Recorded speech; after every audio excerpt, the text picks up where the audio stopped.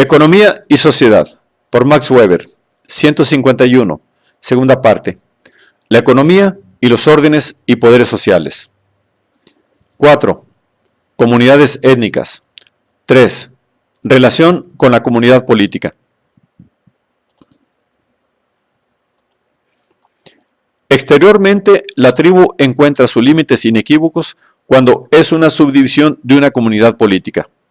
Pero en este caso, la delimitación es creada casi artificiosamente a partir de la comunidad política.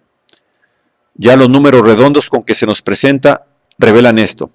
Por ejemplo, la ya mencionada división del pueblo de Israel en 12 tribus, igualmente las 3 dóricas y las file, distintas en número de los demás helenos, fueron divididas de nuevo artificiosamente en ocasión de una nueva fundación u organización de la comunidad política, y la tribu es, en este caso, a pesar de que atrajo enseguida el total simbolismo de la comunidad de sangre, especialmente el culto tribal, un producto artificial, en primer término, de la comunidad política. No es raro, actualmente, el nacimiento de un sentimiento colectivo específico que se orienta por un supuesto parentesco de sangre en formaciones políticas delimitadas de un modo puramente artificial. Las estructuras políticas más esquemáticas, la de los estados de la Unión Norteamericana, por ejemplo, delimitados, siguiendo los paralelos, en forma de cuadrícula, dan una conciencia particular desarrollada. No es raro que familias de Nueva York vayan a Richmond solo con el objeto de que el hijo esperado nazca ahí, y por tanto sea un virginiano. Lo artificioso de tales delimitaciones no excluye ciertamente que, por ejemplo, las file helénicas hubiesen existido originariamente en algún sitio y de alguna manera en forma independiente. Y entonces aquella división de la polis se vinculó esquemáticamente a ellas cuando fueron agrupadas en una unión política. Pero entonces, la existencia de aquellas tribus anteriores a la polis, en este caso no se llamaron file, sino etnos, coincide con la de las correspondientes comunidades políticas que se asociaron en polis.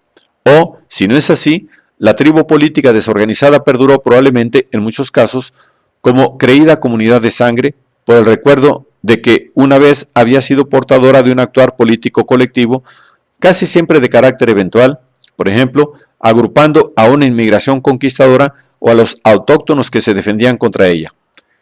Caso en el que estos recuerdos políticos representaban un prius respecto a la tribu. El hecho de que la conciencia tribal sea de un modo general condicionada primariamente por un destino político común y no por el origen, debió de ser, a tenor de lo dicho, una fuente muy frecuente de creencia en una misma ascendencia étnica. No la única, pues la homogeneidad de las costumbres puede tener las más distintas fuentes y procede en alto grado de la adaptación a las condiciones naturales exteriores y de la imitación en el círculo de la vecindad. Prácticamente, sin embargo, la existencia de la conciencia tribal suele significar algo específicamente político, es decir, que en caso de amenaza de guerra del exterior o de un propio ímpetu guerrero, nace con facilidad una actuación política colectiva sobre esta base, es decir, sobre los que se creen subjetivamente parientes de tribu o de pueblo. El enardecimiento potencial de la voluntad de actuación política no es la única realidad, pero sí la definitiva, que se esconde detrás del concepto de tribu y pueblo, que, por lo demás, tiene tantos sentidos.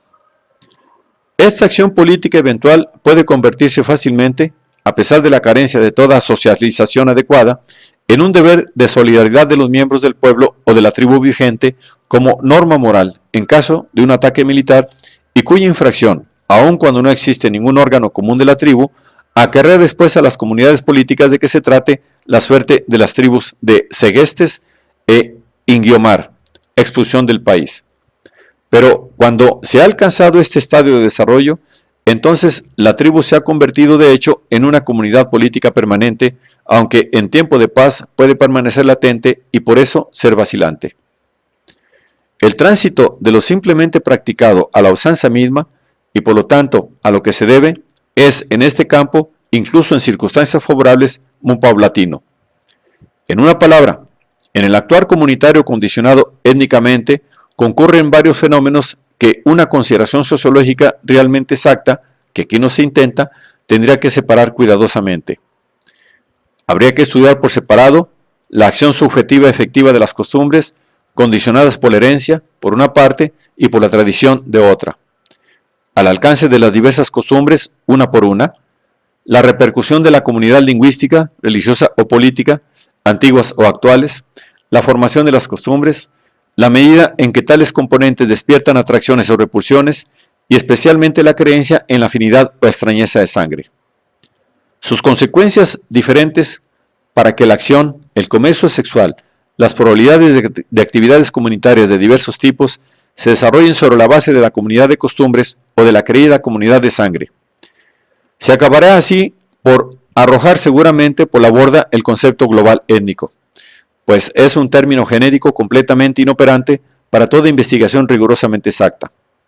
Pero nosotros no nos ocupamos de la sociología por ella misma y nos contentamos, por consiguiente, con mostrar brevemente qué complicados problemas se esconden detrás de un fenómeno que se supone unitario.